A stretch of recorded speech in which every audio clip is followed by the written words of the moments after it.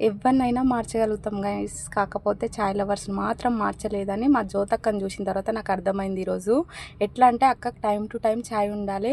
ఉదయం 10 గంటలకి, మధ్యాహ్నం 1 గంటకి అట్లా చాయ్ తాగుతుంది. ఈరోజు పొద్దున్న నుంచి హెల్త్ ఖరాబ్ అవుతుంది తాగకు అని చెప్పి స్టాప్ చేసినాము.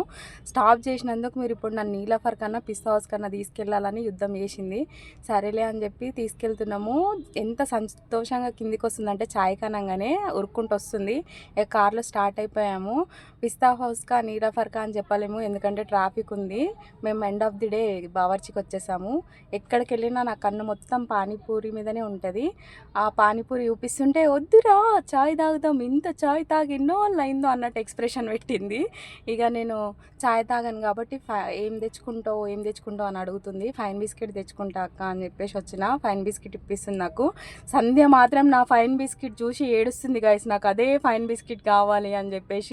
చూడండి గైస్, అట్లా వేస్తారా ఫ్రెండ్స్ తోటి వాళ్ళు చాయ్ ఆస్వాదిస్తుంటే నేను వేడివేడిగా ఉంది ఆ ఫైన్ బిస్కెట్ అనమాట. అప్పుడే ఫ్రెష్గా నేను అది తింటుంటే వాళ్ళందరూ నన్నే చూస్తున్నారు. వాళ్ళకి మాత్రం నేను అస్సలు ఇయ్యలేదు.